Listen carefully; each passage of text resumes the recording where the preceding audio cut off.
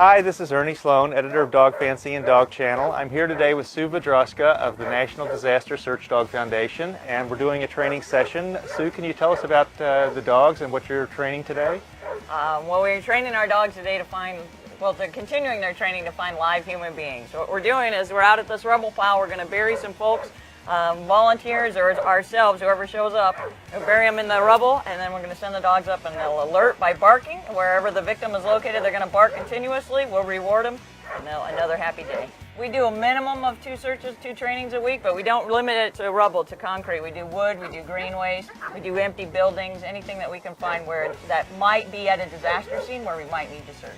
Now tell us about the dogs here. They seem to be moving pretty quickly across the concrete here. Well, these dogs are high drive, ready to go dogs. That they're not, if they have any footing issues, we wouldn't use them. So we select dogs that are eager to please and very mobile. So they're very agile. They don't have any problems with the rubble. If they do, or if we identify problems with the rubble, we'll wash that dog. There's a difference between finding a live person and finding someone who has not survived a catastrophe. Can you talk a little bit about what they're looking for or how they search? Well, these particular dogs are looking for live human beings. So they're smelling. They're not looking, actually. We call it looking, but they're not using their eyes. They're using their nose, finding the scent of a still living person that's coming up through the concrete, that's coming up to the surface, barking at that scent source for us.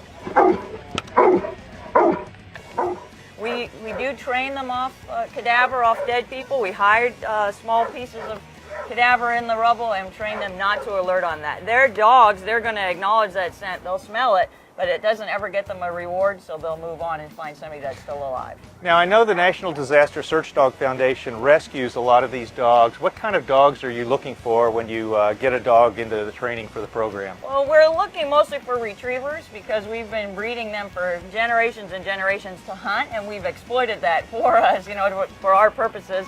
First for food and now for rescue work and to help us in what we need to do. But we need the dog that doesn't do well at home. The dog that doesn't like to lay around and watch TV, pick up the remote and eat bonbons. We need the dog that wants to come out, wants a job, wants to be busy. And that's what you'll see when you look at these dogs out here. We have some labs that they can't wait to get out here and run on concrete and find people. Now, some of the surfaces out here look pretty treacherous.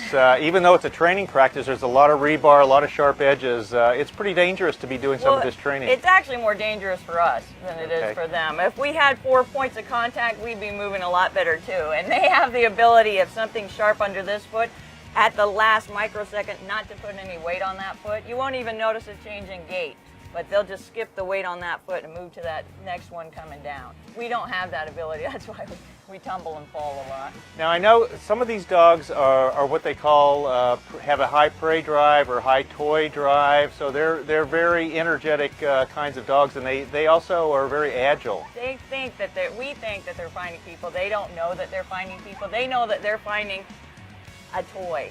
The toy isn't even in there, but what they're looking for, what they're hoping for is that a toy will come out of there. So every time they bark at a scent source, up pops a toy. And to them, that's the greatest reward on earth. The toy pops up out of the ground. It's a miracle to them. And then the ground plays this huge game with them, and they just think that's the best thing on the planet. Now, are the teams, most of the handlers here, I know you're with the LA Sheriff's Department. Yep.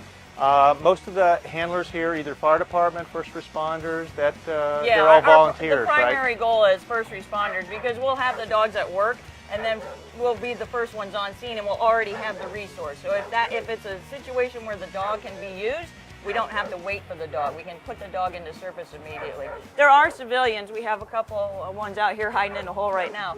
We're going to call them in, and especially a large-scale disaster where we're going to be working overtime, then we can use them as well. Okay. Well, thank you very much. No problem.